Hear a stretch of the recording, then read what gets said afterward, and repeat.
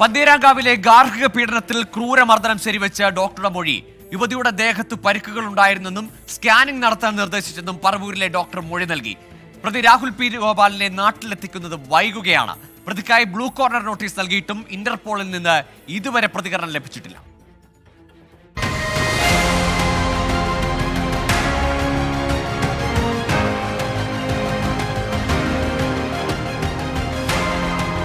പന്തീരങ്കാവ് ഗാർഹിക പീഡന കേസിൽ നിർണായക മൊഴിയാണ് അന്വേഷണ സംഘം ഇന്നലെ രേഖപ്പെടുത്തിയത്.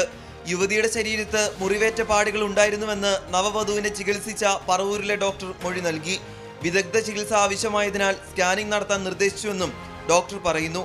പറവൂർ താലൂക്ക് ആശുപത്രിയിലെത്തിയാണ് അന്വേഷണ സംഘ തലവൻ സാജു പി എബ്രഹാമിന്റെ നേതൃത്വത്തിൽ ഡോക്ടറുടെ മൊഴി രേഖപ്പെടുത്തിയത്. യുവതിക്ക് ആരോഗ്യ പ്രശ്നങ്ങൾ ഉള്ളതിനാൽ രക്തസാമ്പിൾ എടുക്കാനും മൊഴി രേഖപ്പെടുത്താനും കഴിഞ്ഞില്ല. ഇതിനായി നവവധുവിനോട് കോഴിക്കോട്ടേക്ക് എത്താൻ അന്വേഷണ സംഘം ആവശ്യപ്പെടും.